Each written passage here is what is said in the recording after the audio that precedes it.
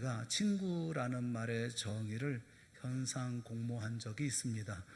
친구라는 말의 정의를 가장 잘 표현한 사람에게 상금을 주겠다라고 공모를 했고 많은 사람들이 참가를 했습니다.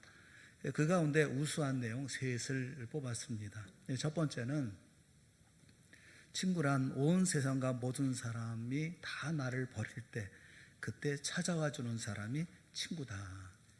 두 번째는 너무 괴로워서 아무 말도 하지 못하고 침묵할 때 그 말 없는 말을 이해해 줄 수 있는 사람, 그가 친구다. 세 번째는 내가 기쁜 마음을 가지고 만나면 기쁨이 배가 되고 내가 고통스러울 때 만나면 고통이 반으로 감해지는 사람이 친구다. 그렇게 정의를 했어요. 여러분은 어떻습니까? 혹시 이런 친구를 가지고 계십니까? 옛부터 친구를 지기라고 불러왔죠. 지기라는 말은 알지, 자기 기, 그래서 나를 알아주는 사람, 나와 더불어 마음을 같이 할 수 있는, 그리고 내 마음을 이해해 줄 수 있는 사람, 그런 사람을 지기, 친구라고 얘기했습니다. 이런 친구를 내 인생에 갖는다고 하는 것은 참 행복한 일이죠. 이런 친구를 어려서부터 갖고 있을수록 또 그런 친구가 주변에 여러 사람 있을수록 행복지수는 높아질 것이라는 생각이 들어요.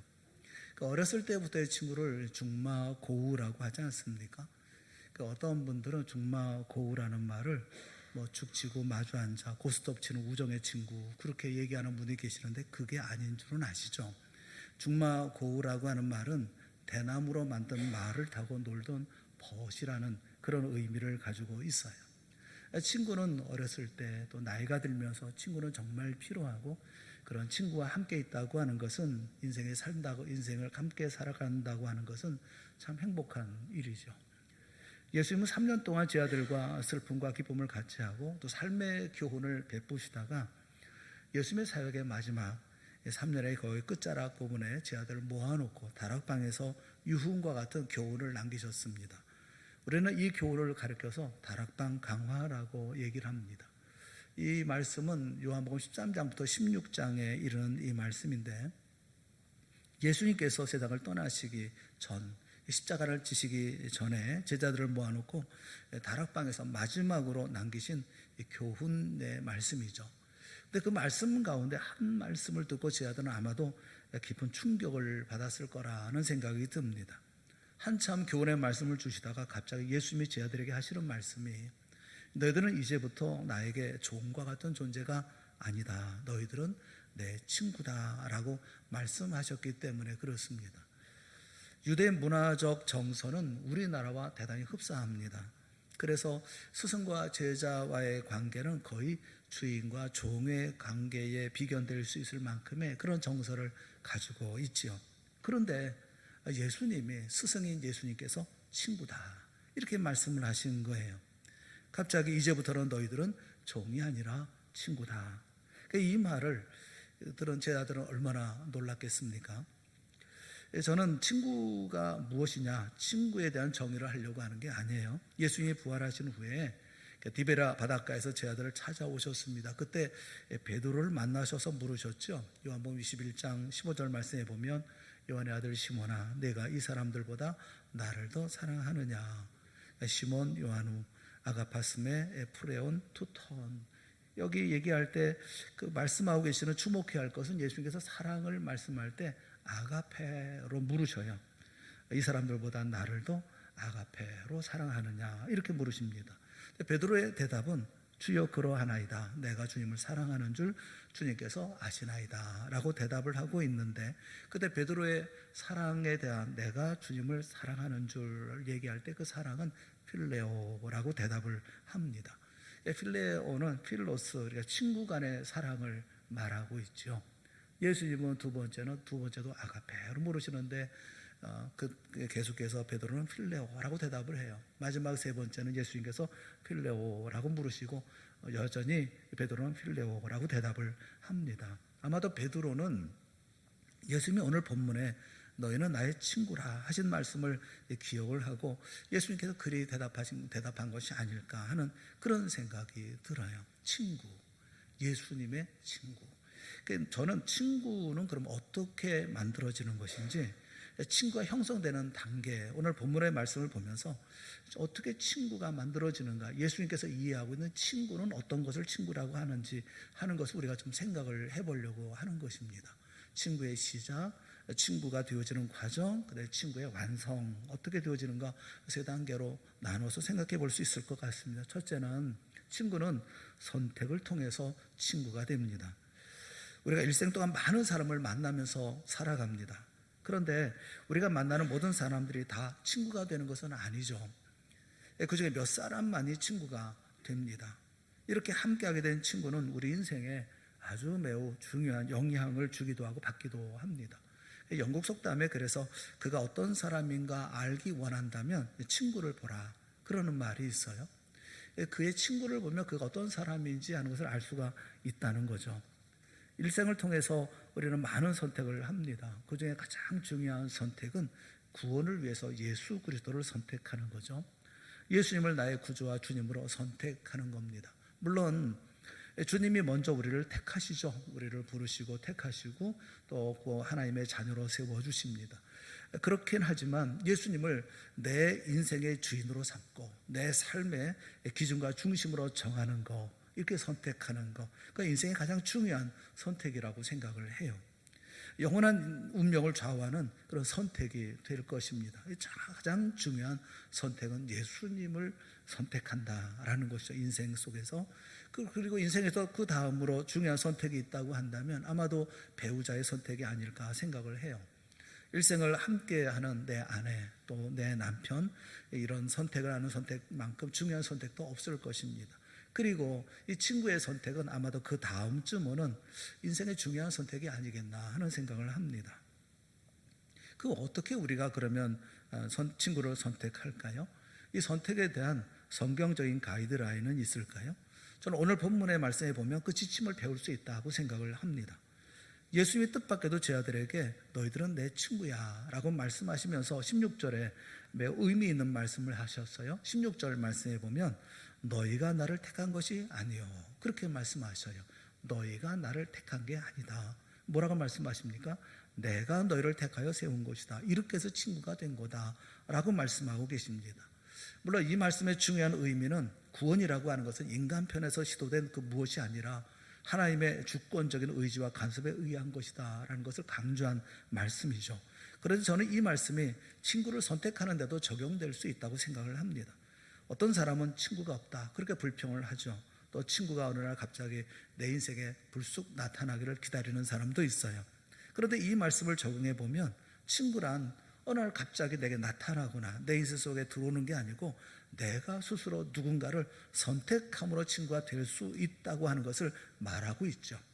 다시 말하면 내가 어떤 사람에게 친구가 되어 줌으로써 친구라는 관계 속에 적극적으로 들어갈 수 있다라는 사실을 교훈하고 계시는 말씀이라고 생각을 합니다.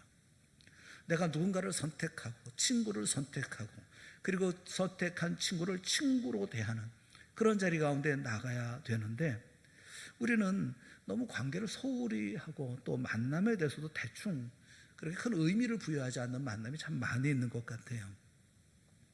그 책을 읽다 보니까 어떤 분의 기억에 대해 기억을 이렇게 쓰더라고요.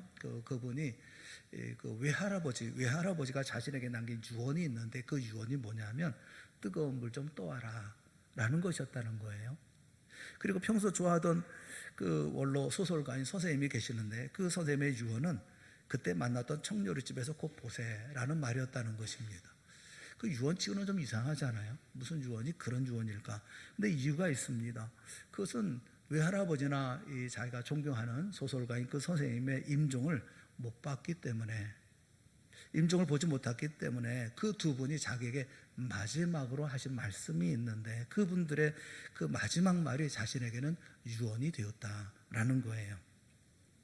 그러니까 그분들의 임종을 보지 못해서 그분들이 평생 마지막으로 만났던 그 순간에 남기신 말씀, 외할아버지가 뜨거운 물 좀 떠와라 라는 말씀, 또 소설가 선생님이 자신에게 한번 연락하면서 그때 만났던 청년집에서 곧 보세라고 말씀하시고 돌아가셨는데 돌아가실 때는 못 봤으니까 그것이 나에게 남긴 유언이라는 거죠. 그러고 보면 다른 이에게 별 생각 없이 건넨 말이 자신이 그에게 남긴 유언이 될 수 있겠다는 생각이 들더라고요. 우리 그때 수많은 분들이 떠나셨습니다. 그분들이 내게 남긴 유언은 무엇입니까? 또 나는 무슨 말을 유언으로 남길 것입니까? 만남도 건네는 말도 좀 진솔해야 할 것이고 진지해야 될 거다는 생각이 들어요. 그럼 건성건성 만나는 만남이 아니라 그 만남에 정말 깊이 있는 의미를 두고, 그리고 내 마지막 말인 것처럼, 내 마지막 만남인 것처럼 말할 수 있으면 좋겠는데 우리는 그렇게 하지 않거든요. 여러분은 어떻게 친구를 선택하시고 여러분은 어떻게 친구를 삼습니까? 오늘 본문의 말씀에 보면 예수님 12제자를 친구로 선택하신 동기를 우리가 알 수가 있어요. 16절을 다시 보시면 너희가 나를 택한 것이 아니다, 내가 너희를 택하여 세운 것이다 라고 말씀하시면서 그 이유를 설명합니다. 그 이유는 너희로 가서 그 다음에 보면 열매를 맺게 하려고, 또 그 열매가 항상 있게 하려고 선택하셨다, 그렇게 말씀하고 계십니다. 예수님이 12명의 제자를 자기의 제자로 그리고 친구로 선택하신 그 중요한 의도가 어디에 있느냐 하면 열매를 맺도록 하기 위해서, 그들의 삶이 열매로 풍성하도록 하기 위해서, 그리고 그 열매가 항상 있는 삶을 보고 싶어서. 누구를 위한 열매입니까? 예수님을 위한 열매입니까? 아니요, 친구를 위한 열매, 그를 위한 열매인 것이죠. 그래서 예수님이 제자들을 친구로 선택하셨다, 그렇게 말씀하고 있어요. 여러분, 예수님은 제자들을 친구로 선택하신 이유는 예수님 자신이 어떤 이익을 얻기 위해서 친구로 선택한 것이 아니라는 겁니다. 만약 우리가 어떤 사람에게 무엇을 얻기 위해서 친구를 선택한다고 한다면 그 우정이라고 하는 것은 이기심에 근거한 상대방을 이용하고 조작하려는 의도가 숨어있는 선택이 아니겠습니까? 그런 선택은 순수한 친구로 발전할 수가 없죠. 예수님은 친구의 삶 속에 주님이 축복이 되어주기 위해서, 그래서 친구의 삶이 하나님이 기대하시는 열매로 풍성해지는 것을 보기 위해서 친구로 선택하셨다라고 말씀하고 계셔요. 내가 그의 삶에 축복이 되어주기 위해서 그를 선택하는 겁니다. 이것이 그리스도인이 친구가 되려는 의도인 것이죠. 우리 주님께 배울 수 있는 친구 선택의 모습은 바로 이러해야 되는 겁니다. 무엇을 얻기 위해서가 아니라, 내가 덕을 보기 위해서가 아니라, 내가 저 사람의 인생 속에 복이 되어지기 위해서, 축복이 되기 위해서 내가 그들의 친구가 되겠다, 친구로 많은 열매를 맺게 하고 그 열매가 항상 있도록 하기 위해서 친구가 되어주는 것, 그런 의도로 내가 그를 친구로 선택하는 것이죠. 예전에 저희 큰아이가 중학교에 들어가면서 학교 생활을 하면서 저한테 고민을 얘기를 하더라고요. 고민을 얘기하는데 그 고민이 뭐냐면 친구가 없다는 거예요. 중학교에서 이렇게 아이들이 다 모이는데 학교별로 다 이렇게 자기랑 같이 중학교에 간 아이가 없어서 자기는 친구가 없고 친구 삼으려도 친구가 되지 않더라. 그 아이가 고민하더라고요. 그 고민하는 얘기를 다 들어주었어요. 다 들어주고, 그리고 아이에게 한마디만 충고해 주었습니다. 그 충고는 그런 충고예요. 내가 친구가 되어주지 않으련. 그러면서 했던 얘기가 누가복음 10장에 있는 말씀이에요. 그 말씀을 얘기하면서 내가 친구가 되어줬으면 참 좋겠다, 누가 친구일까를 찾지 말고 내가 친구가 먼저 되어주면 참 좋겠다. 누가복음 10장에는 예수님께서 한 비유를 들어 말씀하셨죠. 여리고로 내려가는 사람이 있었는데 그가 강도를 만났어요. 그 강도가 가진 모든 것 다 빼앗고 옷을 벗기고 그리고 때려서 거반 죽게 된 것을 버리고 갔습니다. 그 곁을 제사장이 지나가다가 그냥 지나가 버리고 말았어요. 피해서 지나갔습니다. 레위인이 지나가다가 그냥 지나갔어요. 그런데 사마리아 사람 한 사람은 그를 불쌍히 여겨서 와가지고 기름과 포도주로 상처를 싸매주고 또 그를 또 이렇게 데리고 주막까지 가서 주막에다가 데나리온 2를 주면서 이 사람을 좀 돌봐주십시오. 만약에 좀 이 비용이 더 들면 내가 오는 길에 더 드리겠습니다 라고 얘기했다. 그러면서 예수님께서 물으시는 거예요. 누가 강도 만난 사람의 이웃이 되겠느냐. 그 이야기를 들었던 사람들이 다 얘기를 합니다. 자비를 베푼 자니이다. 그러자 예수님께서 뭐라고 말씀하십니까? 너도 이와 같이 하라, 그렇게 말씀하셨어요. 너도 그렇게 해라. 내가 이웃이 누구냐라고 묻지 말고 내가 이웃이 되어줘라. 친구가 누구냐라고 묻지 말고 내가 친구가 되어주라 라고 말씀하신 거죠. 유명한 하버드 대학 또 예일 대학의 교수였던 헨리 나우엔이 캐나다의 토론토 근처에 데이브레이크라고 하는 작은 공동체를 찾아갔습니다. 거기는 장애우들이 있는 곳이에요. 그곳에서 젊은 청년 참 이렇게 힘들고 이 칫솔질하고 세수하는 것도 제대로 하지 못하는 그 저는 섬기며 살기 위해서 그를 자기의 친구로 선택을 하고, 그리고 그의 인생에 복이 되기 위해서, 그에게 복된 존재가 되어지기 위해서 그를 선택해서 그를 도와주는 섬기는 삶을 살았어요. 여러분, 이것은 얼마나 의미 있는 선택이겠어요? 우리가 이런 동기로 나선다고 한다면 우리들의 친구의 모습은 얼마나 달라질까요? 참된 친구, 그것은 그를 열매 맺도록 복되게 하기 위하는 이런 선택으로부터 시작되어야 한다는 것이죠. 오늘 예수님이 그것을 우리에게 가르치고 있어요. 친구는 이렇게 시작되는 것이다 라고 말씀합니다. 두 번째는 한 걸음 더 나가서 친구는 나눔으로 자라는 것, 성장하는 것이다 라고 말씀하셔요. 친구는 나눔으로만 이루어질 수 있다는 것입니다. 우리가 누군가 한 번 만나고 내가 친구가 되고 싶다라는 어떤 선언, 혹은 우리 친구가 됩시다라는 약속, 혹은 어떤 결단, 이것으로 친구가 되는 것은 아니지 않습니까? 우리가 그동안 만났던 많은 사람들이 그 만난 뒤에 우리의 기억 저편으로 사라진 이 경우가 얼마나 많이 있습니까? 그런데 이 나눔에 있어서 무엇보다도 중요한 것이 뭐냐면, 친구로 발전해 나가기 위해서는, 이 만남이 친구로 발전하기 위해서는 이 나눔이라는 과정이 꼭 필요한 것인데, 이 나눔이라는 것을 얘기할 때에 이 나눔이 무슨 나눔을 얘기하느냐 하면, 우리 속 깊은 내면을 열어서 상대방에게 보여주는 비밀을 나눌 수 있는 나눔이어야 한다라는 것입니다. 비밀을 나누지 않고 깊이 있는 친구로 발전해 갈 수는 없다는 것이죠. 이 시대에 그 큰 영향력을 미쳤던 상담자이고 또 심리학자이고 또 의사인 폴 트루니에라고 하는 분이 계셔요. 이 폴 트루니에라는 분이 비밀이라는 것을 중심으로 해서 인간 발달의 3단계를 얘기를 했습니다. 첫 단계가 어린이의 단계인데, 어린이들은 비밀을 간직할 수가 없다는 거죠. 이 어린아이의 특징이 뭐냐면, 아빠 이건 비밀이야 해놓고 그 다음에 금방 그 비밀을 말해버린다는 겁니다. 그 어린이들은 비밀을 간직하거나 지킬 수 있는 능력이 없습니다.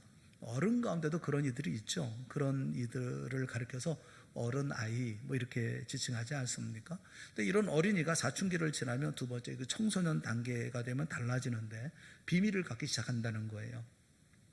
사춘기의 특성 가운데 하나가 비밀을 갖기 시작하는 나이라는 겁니다. 그래서 갑자기 부모에게 얘기하지 않은 비밀이 생깁니다. 어쩌면 당연한 성장 단계라고 말할 수 있는데, 거기서 끝나는 게 아니라 사춘기에 들어서 우리 자녀들은 비밀을 간직하면서 동시에 그 비밀을 나눌 수 있는 친구를 찾기 시작한다는 거예요. 좋은 친구를 만나게 되어지면 건강한 성장이 이루어지고, 그렇지 못하면 매우 불안한 성장이 이루어질 수 있죠. 이 청소년 단계를 넘어서면 그 다음에 세 번째는 성인이 되어진다는 겁니다. 이 성숙한 성인의 단계가 되어지면 자기의 비밀을 나눌 수 있는 사람을 발견하게 되고, 그래서 부부가 된다는 거예요. 저는 부부의 정의 가운데 하나가 비밀을 나눌 수 있는 친구의 발견이라고 생각을 해요.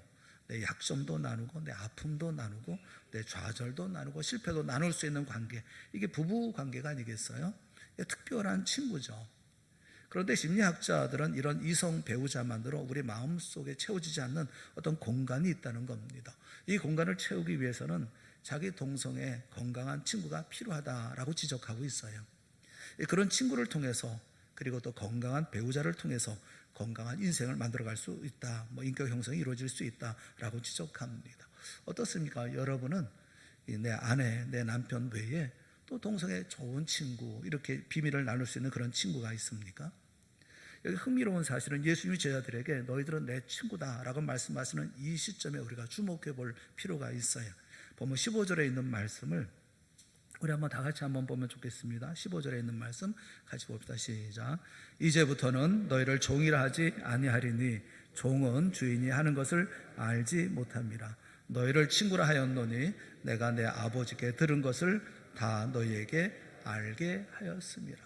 이 종과 친구의 차이를 아시겠죠? 여기 이제부터라는 단어로 시작되는 것을 주목해 보세요. 이제부터, 우게티라는 이 말은 더 이상 뭔 것이 아니다, 다시는 뭔 것이 아니다라는 말인데, 이제부터는 내가 너희를 종으로 취급하지 않는다. 이제부터는 너희를 친구로 삼겠다. 그 이유가 뭐냐 하면, 내가 아버지께 들은 모든 것을 너에게 알게 하였고 또 이제 알게 할 것이기 때문이다 라고 말씀하고 있어요.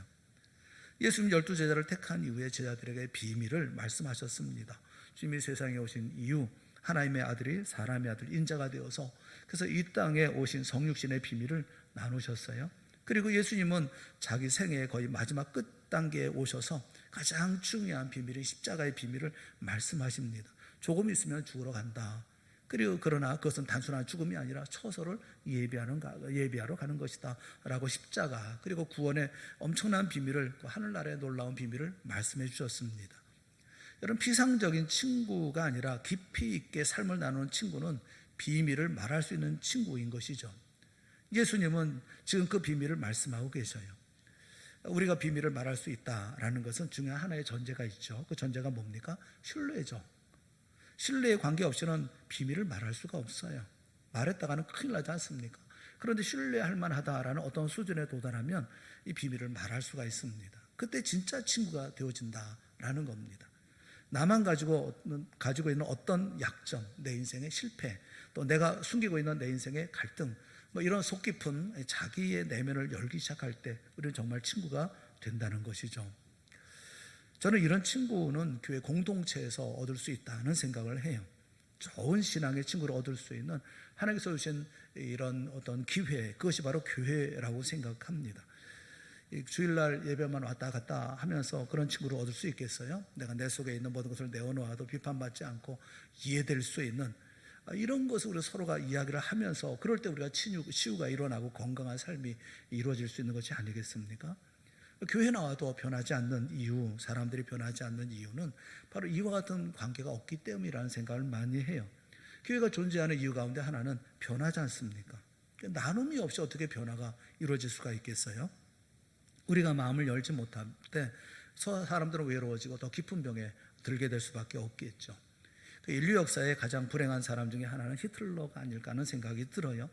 유대인 600만 명을 죽이고 그런 창극의 주인공이 되었던 사람이 히틀러 아닙니까? 아돌프 히틀러. 근데 그의 전기를 기록한 작가가 있어요. 근데 그의 불행을 이렇게 설명을 합니다. 이 히틀러의 불행이 뭐냐 하면 친구가 없었던 불행이다. 이렇게 설명을 해요. 그 전기를 쓰기 위해서 많은 사람들을 만났다고 그래요. 히틀러의 친구 될 만한 사람이 없는가? 이렇게 찾다 보니 꼭 한 사람을 발견했답니다. 어렸을 때부터 아주 가까이 지냈던 사람인데 히틀러는 이 사람을 중용을 했어요. 군수물자에 책임을 지는 사람으로 만들기도 했고요. 그래서 그 사람하고 인터뷰를 했는데 뜻밖에도 그는 그런 얘기를 하더라는 겁니다. 엘버트 스피어라고 하는 사람인데 어린 시절 히틀러와 같이 보냈고 또 나중에는 내가 참모로 일했던 그 사람이 했던 얘기입니다. 이런 얘기를 했어요. 그에게, 그러니까 히틀러에게 단 한 명의 친구가 있을 수 있다면 그것은 나였을 것입니다. 그런데 그는, 다시 말하면 히틀러는 환상가였고 자기의 카리스마에만 몰두했을 뿐이었습니다. 그는 우정에 반응할 줄 모르는 사람이었습니다. 그는 본성적으로 우정을 거부하였고 매사에 우리와 공감할 수 있는 것을 의도적으로 피했습니다. 심지어 그는 우리와 더불어 함께 체리 열매를 먹으며 즐거워하는 것조차도 거부했습니다. 우리 모두는 단지 그의 거대한 에고의 투사체에 불과했습니다. 이 우정을 거부했던 사람, 이것이 바로 히틀러의 불행이었습니다 라고 그는 지적을 했다고 그래요. 반면에 해외 토픽에 나왔던 이야기가 있습니다. 미국 인디애나주 어느 시골 학교에 15살 된 한 학생이 있었어요. 그 아이는 뇌종양으로 병원에 입원을 해서 방사선 치료를 받게 되었습니다. 방사선 치료를 받는 동안에 머리카락이 다 빠져버리고 말았어요. 어느 날 선생님에게 연락이 왔는데 내일 그 뇌장염을 앓던 그 학생이 등교를 한다는 것입니다. 선생님은 많이 걱정이 됐죠. 종례 시간에 얘기를 했습니다. 내일이면 친구가 오는데 그 친구가 방사선 치료 때문에 머리가 다 빠졌다. 너희가 잘 대해줬으면 좋겠다. 이렇게 얘기를 했다는 거예요. 선생님이 나간 다음에 그부들이 전부 둘러앉아서 그럼 어떻게 이 친구를 맞이할 것인가, 어떻게 위로할 것인가를 놓고 토의를 했대요. 선생님은 선생님대로 어떻게 그 제자를 위로할 것인가 이게 밤새도록 생각하다가 결론을 얻지 못했는데 다음날 아침 이 교실에 들어가 보니까 반 아이들이 그 학생들 모두가 다 머리를 다 깎고 앉아 있더라는 겁니다. 자기들끼리 토의하고 의논한 것이 다음날 아침 그 반 학생들 모두가 다 머리를 깎고 등교하자는 것이었다라는 거예요. 선생님이 큰 감동을 받았죠. 뇌준야로 치료받고 또 등교하고 있었던 학생도 친구들이 너무너무 고마워서 고마운 눈물을 흘렸다고 그럽니다. 선생님도 하고도 모두가 다 친구가 돌아온 것을 함께 기뻐하고 함께 눈물로 이렇게 맞았다라는 거예요. 여러분, 우리의 나눔이 정말 건강한 친구의 우정으로 발전하기 위해서는 내면을 열기 시작해야 합니다. 그 속을 열기 시작해야 되지 않겠습니까? 비밀을 나누는 우리 속 내면을 열어보이기 시작할 때 피상적인 친구가 아니라 정말 깊이 있는 우정을 나누는 그런 친구로 자리할 수가 있는 것이죠. 예수님께서 그 얘기를 지금 하고 계시는 거예요. 나는 아버지가 내게 주신 모든 비밀을 너희와 나눈다. 왜냐하면 너희들은 내 친구이기 때문이다. 그러니까 친구가 되는 첫 번째 단계는 내가 친구가 되어주는 선택이 첫 번째이고, 두 번째 단계는 진솔한 나눔을 통해서, 비밀을 다 나눔을 통해서 친구가 될 수 있다라는 것을 말씀하고 있죠. 마지막으로 세 번째 단계는 희생으로 완성된다라는 것입니다. 이것이 친구가 되는 마지막 단계라고 말씀하고 있어요.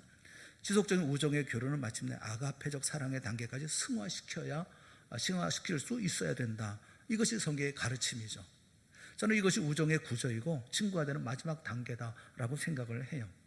오늘 본문에 예수님이 그 얘기를 하고 계시지 않습니까? 오늘 본문의 13절 말씀에 보면 이렇게 말씀해요. 사람이 친구를 위하여 자기 목숨을 버리면 이보다 더 큰 사랑이 없나니. 그리고 본문의 마지막 17절 말씀에 보면 내가 이것을 너희에게 명함은 너희로 서로 사랑하게 하려 함이라 라고 말씀하고 계셔요. 사람이 친구를 위해서 목숨을 버리면 이보다 더 큰 사랑이 없다. 사랑하는 여러분, 예수님은 이것을 말씀으로만 한 것이 아닙니다. 난 너를 위해서 목숨을 버릴 수 있다 말로만 한 게 아니에요. 이 말씀을 한 시점이 언제입니까? 십자가를 앞에 두고 이 말씀을 하신 것입니다. 그러니까 십자가를 질 각오를 하고 친구를 위한 죽음을 각오하시고 지금 주님은 이 말씀을 하고 계시는 거예요. 친구를 위해서 목숨을 버리면 이보다 더 큰 사랑이 없다. 그리고 예수님은 친구를 위해서 목숨을 버릴 준비를 하고 계셨던 것입니다. 모든 우정이라고 하는 것은 시험받는 테스트의 시기를 반드시 만나게 됩니다. 내가 인생에서 어떤 고난을 만나게 될 때 그때 친구들의 모습을 지켜보세요. 고난을 만났을 때 내 곁을 떠나가는 사람들이 있죠. 그리고 내 곁에 오지 않는 사람들이 있죠. 그건 친구가 아니죠. 그런 친구들은 벌써 떠나보내 주었어야 할 그런 친구인지도 몰라요. 영국 속담에 그런 속담이 있습니다. 순경, 그러니까 좋을 때는 친구를 만들지만 역경은 우정을 시험한다. 그런 말이 있어요.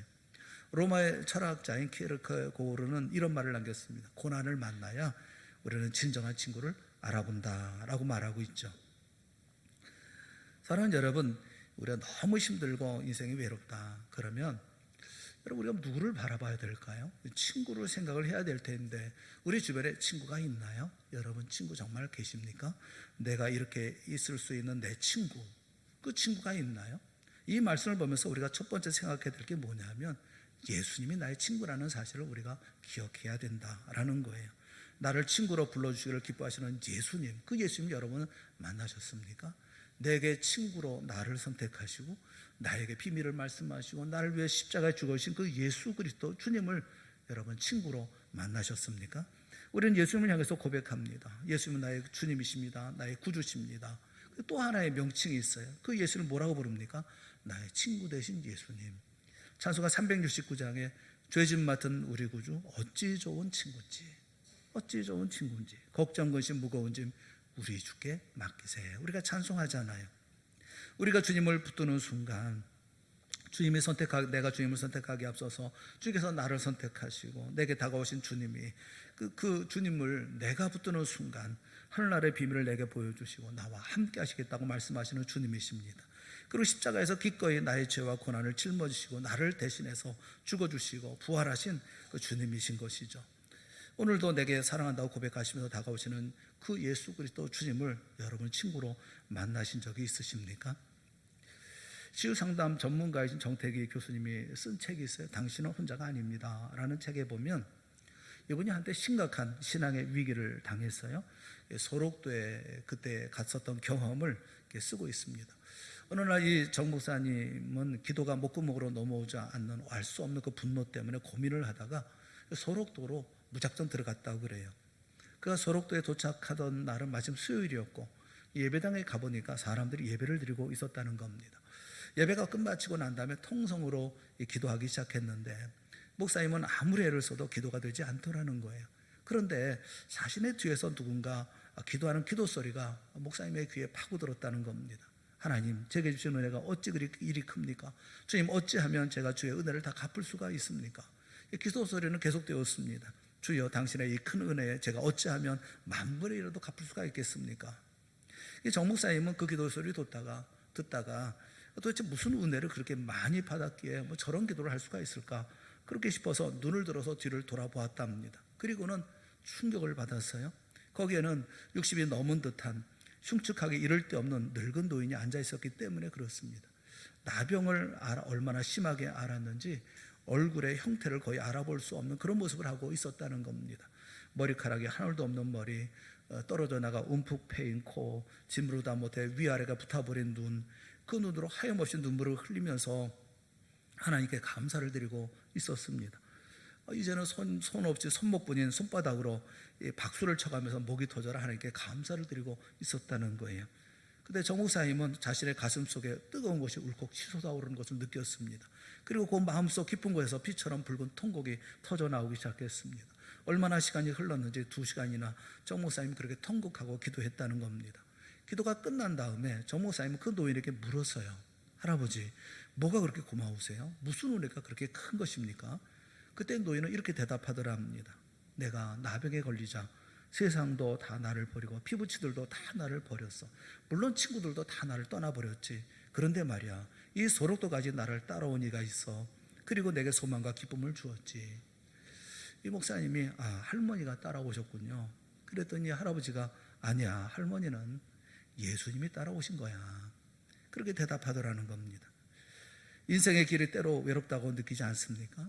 그러나 외로운 인생길에 우리의 친구가 되시기를 자청하시고 다가오시는 주님, 내가 알지 못할 때부터 나는 너를 선택했다. 내가 나의 친구 될 것을 선택했다. 말씀하시면서 나를 위해 십자가에서 자신의 생명을 버려주시면서 이것이 너를 향한 나의 사랑이다 말씀하시고 인생의 길에 함께하자라고 다가오셨던 그분, 그 예수님을 여러분 만나셨습니까?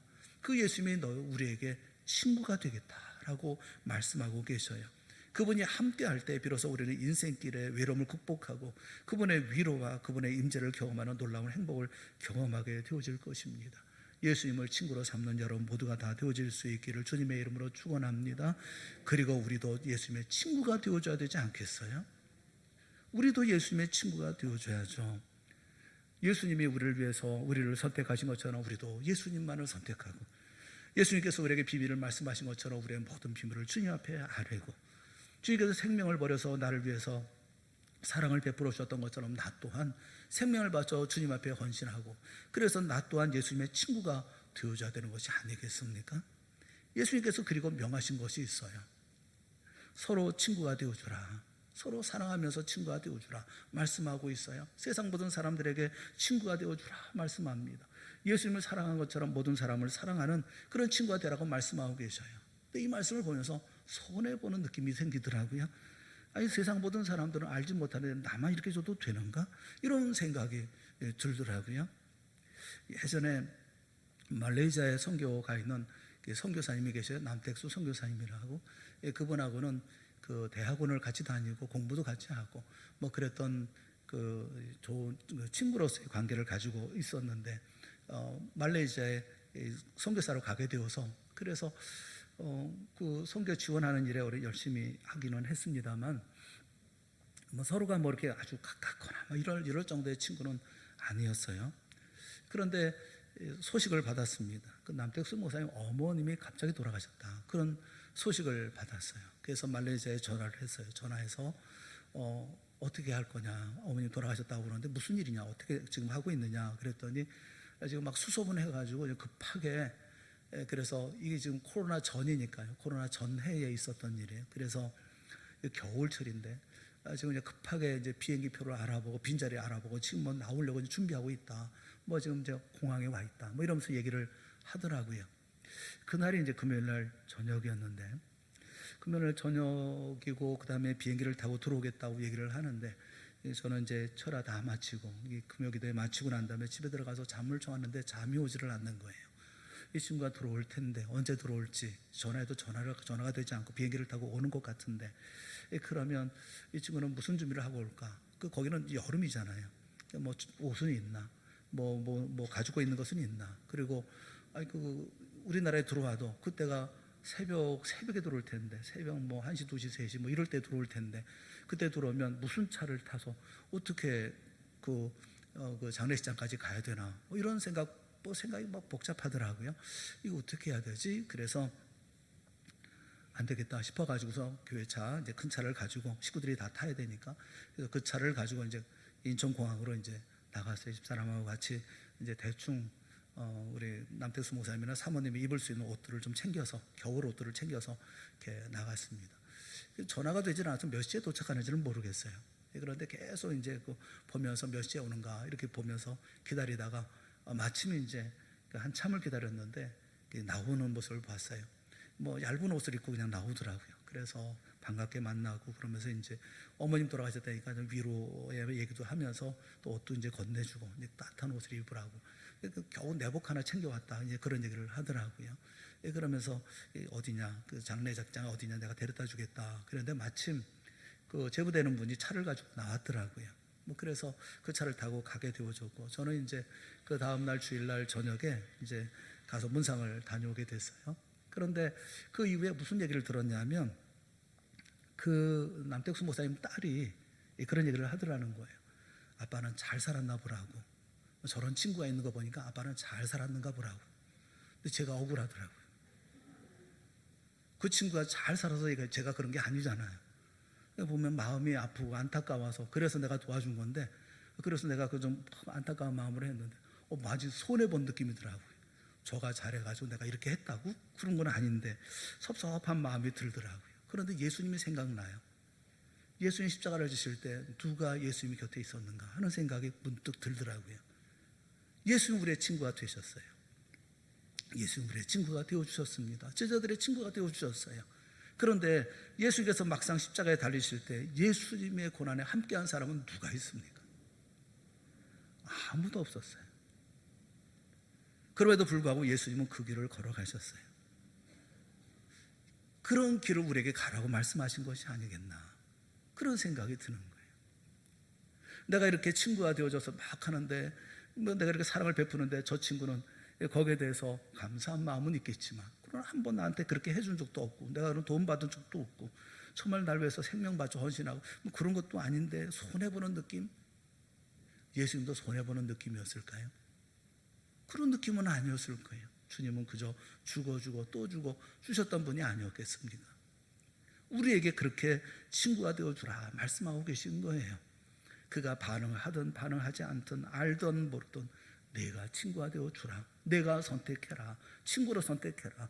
내 속에 있는 거 다 꺼내 보여주고 그리고 사랑해줘라. 내가 생명까지도 그를 위해서 주라. 그게 친구다. 내가 너의 친구가 되어줬던 것처럼 너는 나의 친구가 되어주고 너희는 세상 모든 사람들에게 친구가 되어주라. 그렇게 말씀하고 계시는 것 아닙니까? 사랑하는 여러분, 여러분의 친구는 누굽니까? 다시 바꿔서 물어볼게요. 여러분은 누구의 친구가 되어주셨습니까?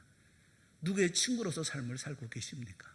주님이 나의 친구가 되어주셨던 것처럼 나는 어떤 누구에게 친구가 되어져 이 땅의 삶을 살고 계십니까?